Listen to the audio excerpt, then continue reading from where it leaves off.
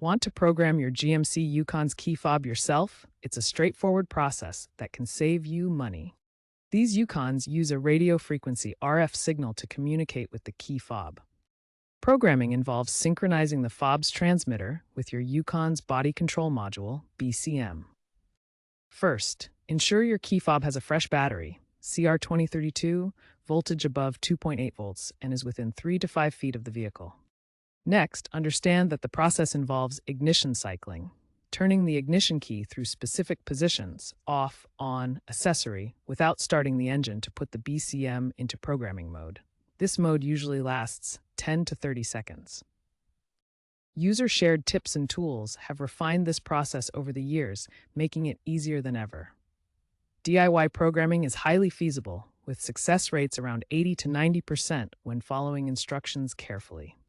Let's dive into the programming steps. Step 1. Sit in the driver's seat with all doors closed. Step 2. Insert the key into the ignition. Step 3. Turn the key to the on position without starting the engine, then back to off without removing the key. Step 4. Press and hold the lock button on the fob until the doors lock and unlock, signaling entry into programming mode.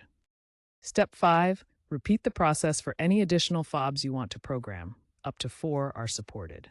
Step 6. Turn the ignition to on and test each fob to ensure they work properly. Timing is crucial in this process. Delays over 15 seconds can exit the programming mode. If programming fails, disconnect the battery for 10 minutes to reset the system and try again. Common issues include weak fob batteries or nearby electronic interference.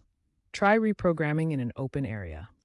If problems persist, consider using an OBD2 scanner to diagnose potential body control module glitches before reprogramming. The body control module integrates inputs from the key fob and other components to control vehicle functions.